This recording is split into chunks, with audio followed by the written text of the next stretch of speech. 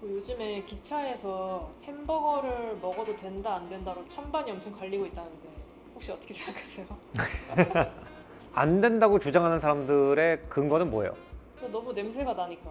저는 이런 논란 자체가 조금 생소한 게, 내가 어렸을 때 우리나라 기차에서는 가운데 이렇게 카트를 가지고 다니시는 분들이 컵라면 같은 것도 이렇게 싸놓고, 뭐 너구리 하나 주세요 그럼 뜨거운 물 부어가지고 옆에서 뭐 라면도 먹고 김밥도 먹고, 그때는 먹냐 안 먹느냐 가지고 논란이 나뉘었던 게 아니고 좀 이런 게 있었던 것 같아요. 뭐 어떤 분이 자꾸 나는 안 먹고 싶은데 밤 같은 걸 가져오셨어. 근데 건너편에 앓은 할머니가 청년 밤 좀 먹어 그래. 근데 제가 안 먹고 싶어요 그러면 좀 먹어 뭐 이런 거 있죠. 이런 거를 가지고 논란을 하던 문화가 고작 내가 생각할 때는 한 20년 전이었는데, 되게 우리나라 문화가 빨리 바뀐다는 거를 이런 걸 보면 좀 느끼는 것 같아요. 참 신기한 게 뭐냐면은, 옛날에 우리나라 사람들이 한국 문화가 유럽이랑 비교하면 어느 나라랑 비슷해? 라고 물어보면은 이탈리아랑 비슷하다는 얘기를 되게 많이 했잖아요. 일본은 영국이랑 비슷하고 한국은 이탈리아랑 비슷하다. 일본 사람들은 거리 지키는 거 좋아하고 매너가 되게 좋은 대신에 좀 겉과 속이 다른 그런 면이 있고, 한국 사람들은 조금 더 호탕하고 정이 있고 약간 느슨하고 지저분하면서도 알고 보면은 놀기를 좋아하고 좀 시끌벅적한 사람들이다, 이런 얘기가 있었는데, 지금 전 좀 아닌 것 같아요. 지금 유럽의 어떤 나라랑 우리나라가 분위기가 제일 비슷한 걸 생각해보면은 저는 오히려 약간 북유럽이랑 비슷하지 않은가? 그러니까 점점 그쪽으로 가고 있다, 최소한. 전에 사회적 거리두기 했을 때 북유럽에서는 사회적 거리두기를 할 때의 모습과 안 할 때의 모습이 전혀 차이가 없다라는 얘기가 있었거든요. 줄을 쓸 때 너무 가까이 붙는 것도 민폐라는 개념이 있어서, 그래서 사회적 거리두기 할 때 2m씩 떨어져 서라라고 국가에서 얘기를 하니까 뭐 어차피 2m씩 떨어져 있었기 때문에 전혀 변화가 없었다. 이런 식으로 점점 우리나라 문화가 약간 전에는 조금 시끌벅적하고 왁자지껄하고 옆에서 놀고 있으면 같이 껴서 놀고 먹을 거 있으면은 청년 하나 먹어봐, 이런 문화에서 굉장히 급격하게 어떤 면에서는 일본 내지 북유럽 같은 문화로 되게 빨리 바뀌어서, 그래서 이런 논쟁이 많은 것 같아요. 그러니까 그 시점에서 언제 자기가 편했나가 각각 다를 거거든요. 지하철에서 도시락 먹고, 뭐 옛날에 버스 안에서도 서서 노래 부르고, 그때가 익숙한 분들한테는 뭐 햄버거 좀 먹는다고 저렇게 예민할 문제야? 라고 할 것 같고, 이렇게 부딪히는 거 보면은 우리나라 안에서도 아직까지 조금 느슨한 사회가 좋은지 좀 뻑뻑한 사회가 좋은지에 대해서 통합된 의견은 없는데, 확실한 건 뭐냐면 서로 웬만하면은 건드리지 말자라는 의견을 가지고 있는 사람들이 서로 조금 참아주면서 살자라는 의견을 가지고 있는 사람들보다 온라인상에서는 조금 더 강세인 것 같긴 해요. 많은 외국 친구들이 한국 카페에 와가지고 충격을 받는 게, 이 카페가 왜 이렇게 조용한지에 대해서 좀 충격을 많이 받거든요. 카페라는 거는 원래 지식인이 만나가지고 토론하고 막 나라가 왜 이러냐 그러면서 막 주먹으로 테이블 치면서 싸우고 이런 공간으로 역사적으로 몇백 년 동안 존재했던 공간이잖아요, 전 세계적으로. 우리나라도 다방이라는 카페의 전신을 생각하면은 말하려고 만나던 공간인데, 어느 순간부터 디자인이 하이엔드인 카페를 갈수록 커플끼리 와도 조용히 둘이 핸드폰 보고 있거나 아니면은 공부하고 있어가지고 아무도 말을 안 하는 카페들이 굉장히 많아졌거든요. 분위기가 그렇게 한번 되면은 거기서 갑자기 한 테이블에서 얘기를 하고 있으면은 그 사람들이 민폐처럼 보이는 현상도 있는 것 같아요. 그래서 우리나라의 민폐 논란이 왜 그렇게 많은가 보면 두 가지로 정의되는 것 같아요. 하나는 사회적 인식 변화 속도가 되게 빠르다. 옛날에는 아시아의 이탈리아라고 부르던 나라가 지금은 일본이나 북유럽이랑 비슷한 분위기로 굉장히 빠른 속도로 변하면서 변화에 적응 못하는 사람들이 되게 많다. 그리고 그 변화에 적응을 못하는 사람들을 조금 더 뻑뻑한 사회를 지향하는 사람들이 도덕적 우위를 가지고 평가를 하는 분위기가 온라인상에서 굉장히 많이 존재를 한다는 게 있고, 또 하나는 우리나라 사회가 굉장히 빠른 속도로 청결해지고 질서정연해지다 보니까 집이랑 비교하면 되거든요. 집을 안 치웠을 때는 어떤 한 물건을 보면서 저 물건 때문에 집이 어지러워 이렇게 얘기 안 하지만, 집에 모든 물건이 치워져 있는데 코트 하나가 안 걸려 있으면 그거 되게 거슬리잖아요. 그런 현상도 일어나고 있지 않나 라고 생각이 듭니다. 그거 보셨어요? 일본에서 요즘에 어깨빵 하는 영상? 네, 그거 보면서 여러 가지 슬픈 생각이 들고, 왜 심리가 저렇게까지 아파졌을까라는 생각도 했는데, 그분들 옹호하는 건 전혀 아니고 정말 잘못된 행동이죠. 근데 사회가 어떻게 되면은 저런 분들이 출몰할까라는 생각도 해봤어요. 일본은 진짜 사람을 많이 억누르고 살도록 하는 사회긴 해요. 일본의 민폐라는 거를 일본에서 메이와쿠라는 표현으로 쓰더라고요. 일본은 진짜 드라마 같은 걸 보면은 메이와쿠 카테테 스미마생이라는 단어를 엄청나게 많이 들어요.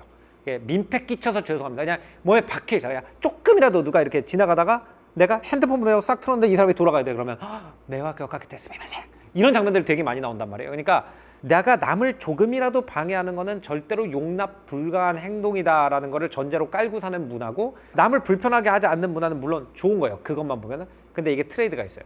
도쿄나 서울 같은 고밀도 도시에서 살면은 내가 하는 모든 행동이 다 남한테 조금씩은 피해를 끼쳐. 그러니까 내가 예를 들어서 옆에 친구랑 조용히 얘기를 하고 있어도 그 조그만 얘기조차 듣고 싶지 않은 사람이 옆에 앉아 있을 수도 있어요. 고밀도 도시에서 남한테 하나도 폐를 끼치지 않아야 되겠다라고 생각을 하면은 어떻게 되냐면 아무것도 못하게 될 가능성이 굉장히 높다는 거죠. 이거를 뭐라고 그러냐면은 파지티브 프리덤과 네거티브 프리덤 중에 어떤 거를 더 중요시하냐, 사회학에서 이렇게 얘기를 하더라고요. 네거티브 프리덤은 우리가 뭐뭐 하지 않을 권리라고 하는 거, 파지티브 프리덤은 뭐뭐를 할 권리거든요. 근데 이게 대체로 상충이 된다. 예를 들어서 내가 길거리는 공공장소야. 공공장소는 세금으로 운영되는 모두의 장소이기 때문에 길거리에서는 내가 뭘 해도 상관없어. 내가 노래를 불러도 돼. 라고 하는 거는 포지티브 프리덤을 준 거잖아요. 그러면은 네거티브 프리덤을 중요시하면 그러겠죠. 네가 노래를 부름으로써 나는 듣기 싫은 노래를 들어야 돼. 나는 듣기 싫은 노래를 안 들을 자유가 있어. 그건 네거티브 프리덤이에요. 파지티브 프리덤을 극대화시키면 네거티브 프리덤이 점점 없어져요. 어쩔 수가 없어요. 길거리에서 버스킹할 권리를 부여하면은 길거리에서 방해받지 않고 걸어갈 권리는 침해를 받을 수밖에 없고, 길거리에서 앉아가지고 떠들 수 있는 권리를 부여하면은 길거리가 조용하고 싶은 사람들의 권리는 침해를 당하게 되고, 이게 항상 트레이드 오프가 있는데, 내가 생각할 때 일본과 북유럽이 가지고 있는 공통점이 뭐냐면 뭐뭐 하지 않을 권리가 뭐뭐를 할 권리보다 훨씬 더 중요한 사회이기 때문에 그 사회가 굉장히 미끈해요. 미끈한 대신에 살기가 굉장히 답답하지. 뭐냐면 남들이 나한테도 민폐를 안 끼치지만 나도 항상 요 안에서, 그러니까 남한테 조금이라도 소리가 흘러나가거나 남한테 조금이라도 그 폐를 끼치면 안 되는 그 공간 안에서 살아야 되기 때문에 나도 아무것도 못 하잖아요. 근데 아무것도 못 하게 하면은 인간이 원래 지저분하고 시끄러운 동물이란 말이에요. 근데 인간의 지저분하고 시끄러운 걸 전혀 방출하지 못하게 이렇게 가둬놓다 보면은 어느 순간에 어떤 사람들은 그거를 가둘 멘탈 에너지가 떨어지는 순간이 생기는 것 같아. 이게 누르고 있는 거잖아. 어쨌든 압력솥처럼 이렇게 누르고 있단 말이에요. 근데 어느 순간에 이 사람이 인생에 무슨 일이 있거나 뭐 실연을 당하거나 뭐 이래가지고 이 압력을 유지 못하게 돼가지고 뚜껑이 떨어져 나가면은 그 순간에 아까 말씀하신 것처럼 어깨빵족 같은 괴물들이 출몰하는 것 같아요. 그래서 이게 어떻게 일본처럼 민폐를 싫어하는 사회에 이런 사람들이 나타나라고 얘기를 하지만, 내가 생각할 때는 일본같이 민폐를 싫어하는 사회이기 때문에 그런 사람들이 나타났다고 볼 수도 있을 것 같아요.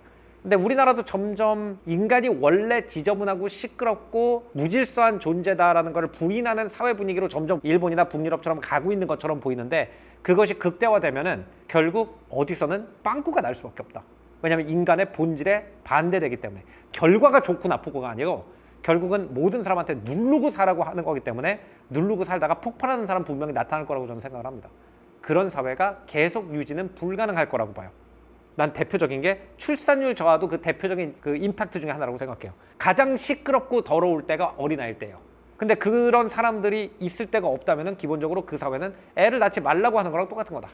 그러니까 frictionless society라는 표현을 쓰거든요. 마찰 없는 사회, 무마찰 사회를 만들어 놓고 출산율이 왜 떨어지는 걸 궁금해하는 거는 굉장히 이상한 일이라는 거예요. 아이는 마찰이기 때문에 무마찰 사회를 만들면 애도 없어진다. 나는 그 말에 애를 키워보니까 되게 동의를 하게 되는 것 같아요. 어디 가나 되게 좀 무섭거든요, 애 엄마 아빠는. 그래서 나는 우리나라가 그것도 우리가 만들어낸 frictionless society의 부작용 중에 하나라고 생각해요. 네거티브 프리덤, 침범당하지 않을 권리를 맥시마이즈 시키면서 파지티브 프리덤, 내가 뭔가를 할 권리를 자꾸 줄여나가다 보면은 뭔가를 계속 해야 되는 존재들, 아이 같은 존재들은 존재할 공간이 아예 없어진다. 그러면 이제 어떻게 되냐면은 존재할 공간을 만들어주죠. 키드 카페, 키드 운동 놀이터 이런 거 만들어주잖아요. 그러면은 이 아이들은 기본적으로 세상의 일부가 아니라 격리당한 채로 인공적인 경험만 하고 자라난 애들이 되거든요.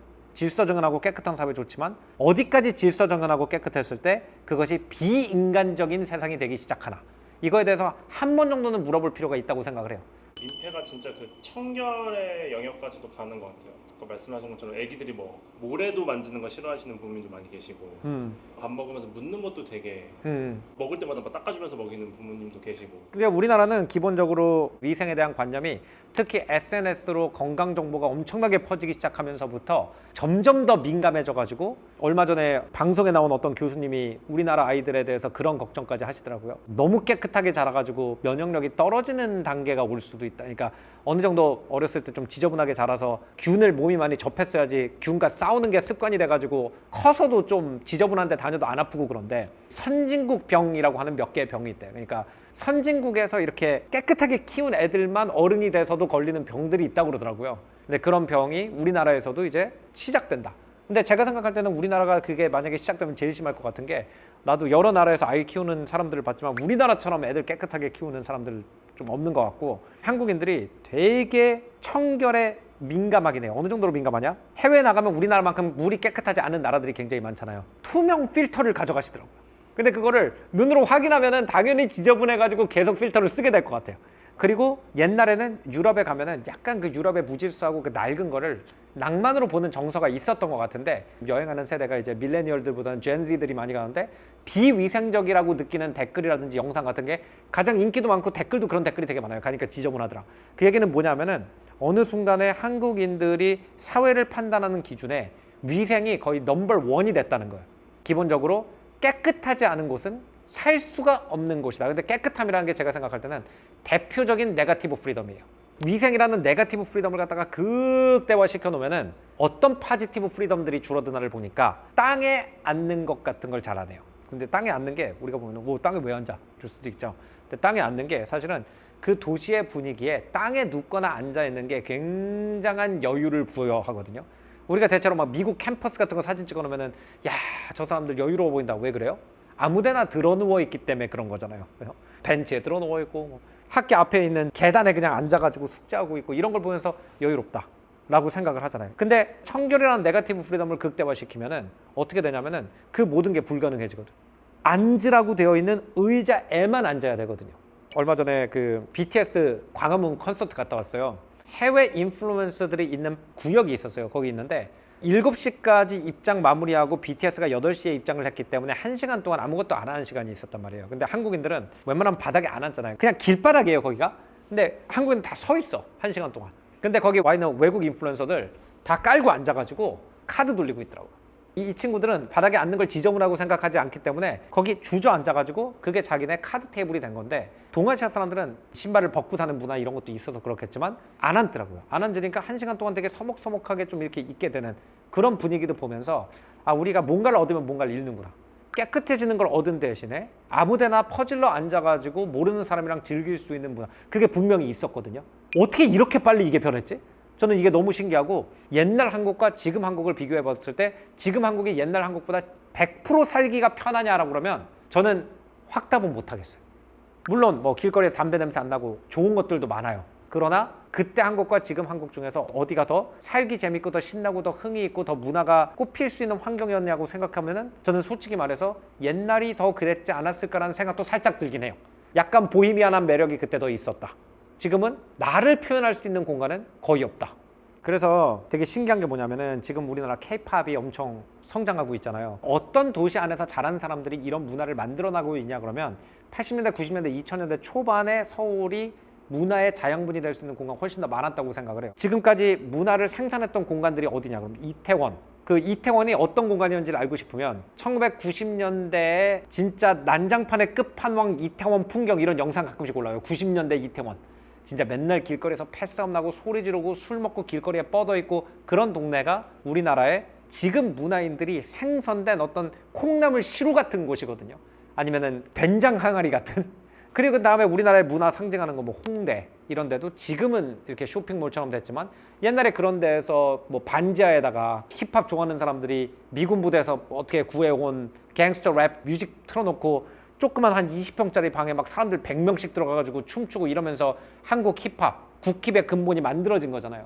그 다음에 그 동네가들이 다 정돈되고 나니까 물레동이라든지 성수동 같이 아직 사람들의 간섭 없이 철물점이나 버려진 공장에서 밤늦게까지 시끄럽게 문화에 대해서 떠들고 얘기하고 그림 그리고 할 수 있는 공간에서 그 다음 세대가 꼽혔고, 그런 걸 보면은 우리가 얻는 것과 잃는 것을 잘 생각을 해야 되는 것 같아요. 즉 네거티브 프리덤과 포지티브 프리덤의 정확한 밸런스가 어딘가, 이런 거를 좀 생각을 해볼 때가 된 것 같아요.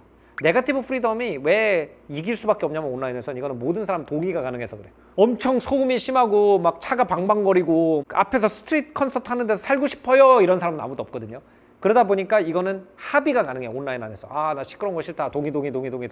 근데 예를 들어서 서울에도 파리처럼, 파리에서 페텔라 뮤직이라고 1년에 몇 번 정도 길다 막아놓고 길거리 콘서트 하는 거 막 걸어가지고 볼 수 있는 이런 페스티벌을 한단 말이에요. 그러면 아, 서울도 너무 이렇게 도시가 삭막해서 가끔씩 사대문 다 막아놓고 스트릿 버스킹 하는 날이 있었으면 좋겠어. 그러면은 찬성도 있지만 반대도 그만큼 많을 거란 말이에요. 포지티브 프리덤은 논란이 있지만 네거티브 프리덤은 논란이 없기 때문에 온라인 오피니언에 맡기면 네거티브 프리덤만 계속 더 증폭되는 사회가 될 것 같아요. 그럼 네거티브 프리덤만 계속 증폭되는 사회는 뭐냐면은 끝판왕이 나는 싱가포르라고 생각을 해요. 싱가포르에 나는 되게 깜짝 놀랐던 법이 자기 집에서 우통을 벗고 있으면 벌금을 낸다고 그러더라고요. 왜? 민폐라는 거지. 그러니까 건너집에서 볼 수도 있다는 거야. 나는 오히려 이렇게 생각해. 건너집에서 내 집을 쳐다보고 있으면은 그 사람이 내 프라이버시를 침해한 거 아니야? 나는 그렇게 생각을 하거든요. 개인적으로. 어쨌든 네거티브 프리덤을 극대화시킨 사회가 싱가포르 같아요. 뭐 근데 이제 네덜란드 사람들이나 포지티브 프리덤을 되게 중요시하는 사람들로 유명하거든요. 정서가 다른 거죠. 네덜란드 사람들 보면 커트를 안 치고 살아요. 문화적 특징이래요. 근데 그 안에서 별 못 볼 것도 다 하고 있어 그냥. 그런데 투어 가이드가 그냥 그러더라고요. 네덜란드에 오시면은 모든 창문 안을 다 구경하셔도 됩니다. 하지만 어떤 흉한 거를 보게 될지 모른다는 거는 제가 네덜란드인으로서 미리 경고드립니다. 그런 거 있지.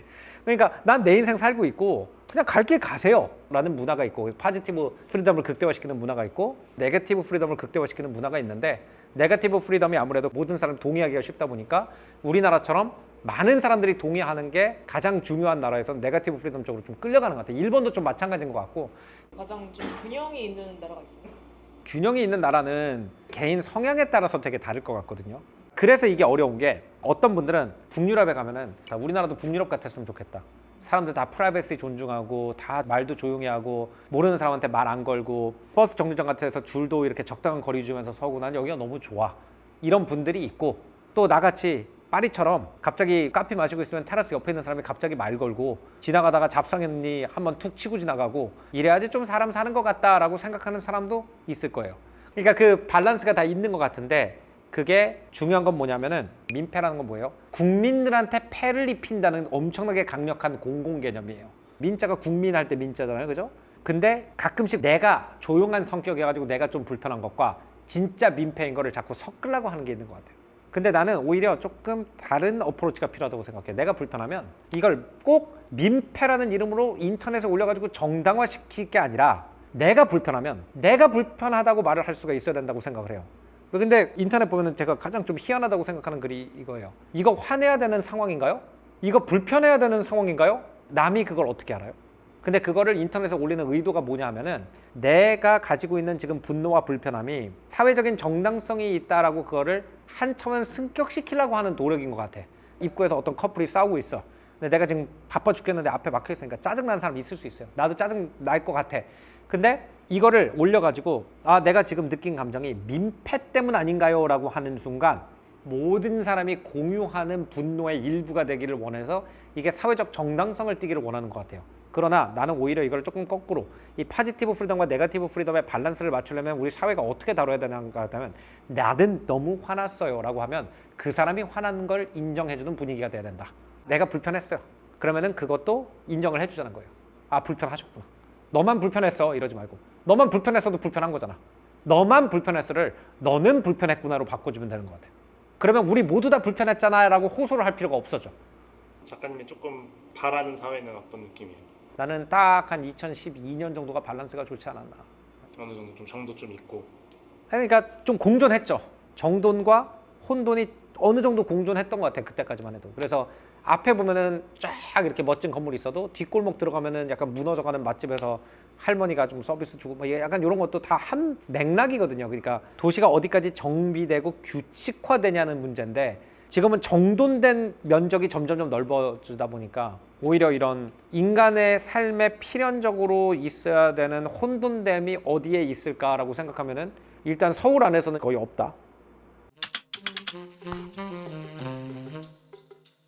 오늘은 제가 민폐에 대한, 물론 진짜 심각한 남한테 공공연하게 물리적, 재산 이런 데에 대해서 피해를 주는 행위에 대해서 얘기하는 것이 아니라, 요즘 아주 일상생활에 있는 사소한 불편함에 대해서 이거를 민폐라고 하는 공공의 개념으로 승화시키려고 하는 이런 논란들이 왜 일어나는지에 대해서 좀 제 나름대로 생각을 정리해 봤고요. 왜 우리나라 문화가 20년 만에 이렇게 순식간에 바뀌었는지, 그 기간 동안에 딱 한국에 없었기 때문에 이 변화가 일어나는 과정을 실시간으로 보질 않아서 굉장히 미스테리하기 때문에 이걸 실제로 경험하신 분들 좀 댓글로 달아주시면 저도 우리나라 사회를 이해하는 데 도움이 많이 될 것 같습니다. 오늘 조승현의 탐구생활은 여기서 마무리하고요. 다음번에는 더 재밌는 문화 역사 이야기로 찾아뵙겠습니다. 감사합니다. 안녕히 계십시오.